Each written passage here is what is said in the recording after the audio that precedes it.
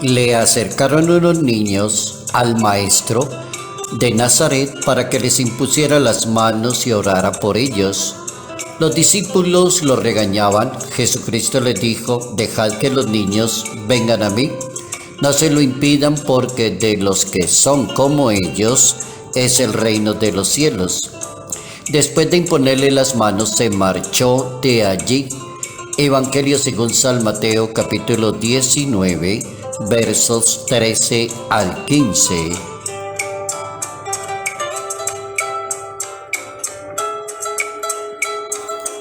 Dios resiste a los orgullosos. Notas amables a la palabra de Dios, sábado 13 de agosto, año 2022.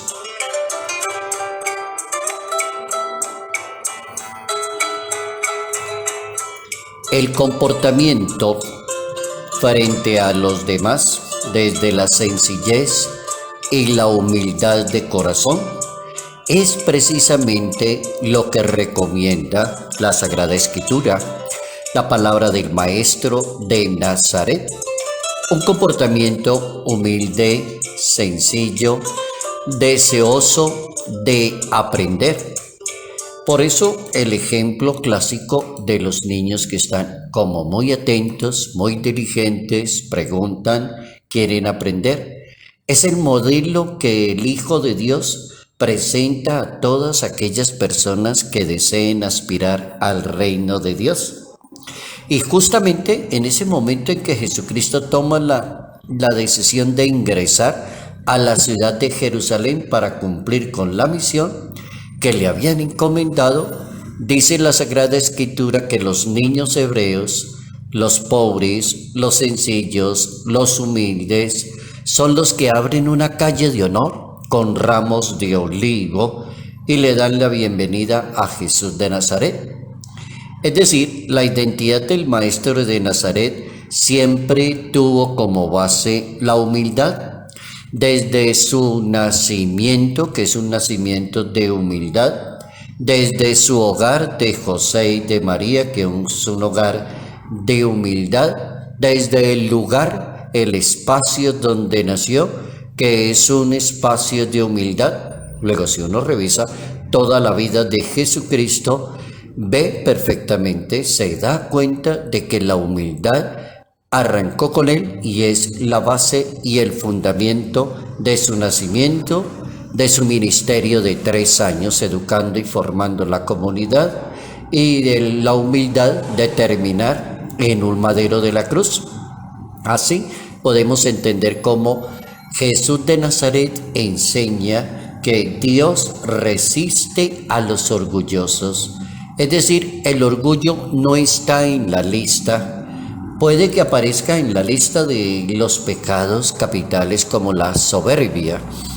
La soberbia es un pecado bastante delicado, como el orgullo, como la antipatía de un ser humano, la prepotencia de una persona, la manera de ser de alguien que no se adecúa fácilmente a una sociedad o se siente por encima de la sociedad y lastima demasiado a los demás. Por eso la Biblia recomienda mejor la humildad y la sencillez, porque van como en consonancia con el reino de Dios. Hay un texto sagrado bien interesante que es el capítulo 2 de la carta a los Filipenses. Ese capítulo 2 en la Santa Biblia es bien importante porque va a presentar quién es el maestro, de dónde vino el maestro y hasta dónde llegó el maestro, lo que logró el maestro con esa sola palabrita: humildad, la base de la humildad. San Pablo lo sintetiza perfectamente y ahí podemos aprender una buena clase de humildad desde la teología, desde la Sagrada Escritura. Dice San Pablo que Cristo, siendo de condición divina, no retuvo ávidamente el igualarse a Dios, sino que se despojó de sí mismo, tomó la condición de un siervo, haciéndose semejante a los demás, se humilló a sí mismo y obedeció la misión que le habían encomendado hasta la muerte y una muerte de cruz. Capítulo 2, carta a los Filipenses. Quien arranca de condición divina, quien es hijos de Dios, logra algo interesantísimo en la historia de la humanidad, ubicándose en el puesto de una persona sencilla y humilde de corazón. El apóstol San Pedro también advierte sobre la importancia de la humildad y la sencillez en la vida de un ser humano, ya que si Dios resiste a los orgullosos y da su gracia a los humildes, dice San Pedro, Dios resiste a los orgullosos, da su gracia a los humildes. Primera carta de Pedro. Allí en esa primera carta de Pedro 5,5 aprendemos cómo Dios resiste. Quien aprende y acepta a ser humilde tiene siempre ventaja delante de las demás personas. ¿Por qué? Porque una persona humilde siempre vive en el equilibrio de los talentos, tiene más oportunidad para valorar a las demás personas. Una persona humilde siempre está aprendiendo, siempre está avanzando, siempre está caminando, siempre está haciendo cosas muy buenas. No se está equivocando tan rápido como la persona soberbia o la persona orgullosa. Un buen principio para dejarse guiar por la humildad en el ambiente de una persona creyente, por ejemplo, es maravillarse de quién es Dios, la grandeza, su omnipotencia, quién es Dios frente al Creador. Hay un salmo en la Biblia que es el Salmo número 8, y ese Salmo número 8 de la Sagrada Escritura refleja esos sentimientos de un creyente que se maravilla de Dios cuando aprende a conocerlo. ¿Qué es el hombre para que pienses en él? ¿Qué es el ser humano para que lo tomes en cuenta? Es un hombre, un ser humano, un pecador, una persona limitada, maravillándose y hablando con Dios directamente. Salmo 8 de la Santa Biblia.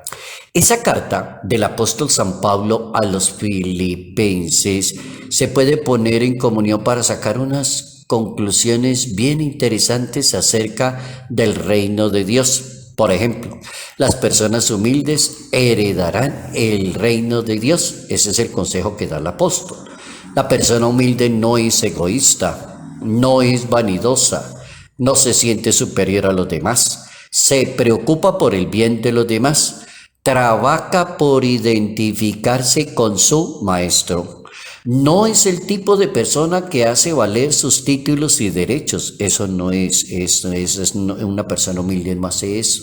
El humilde es como la Virgen María, que siempre está disponible para obedecerle a Dios.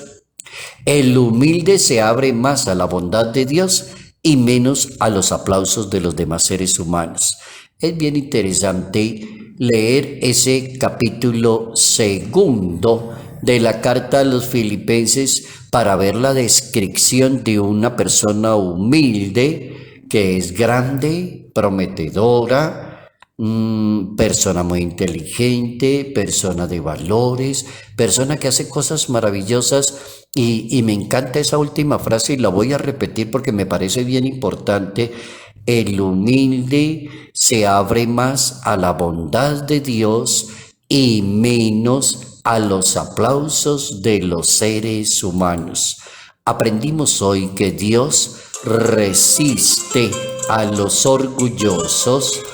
Dios da la vida por los humildes, se inclina por la humildad, por la sencillez y por la grandeza de corazón de cada persona.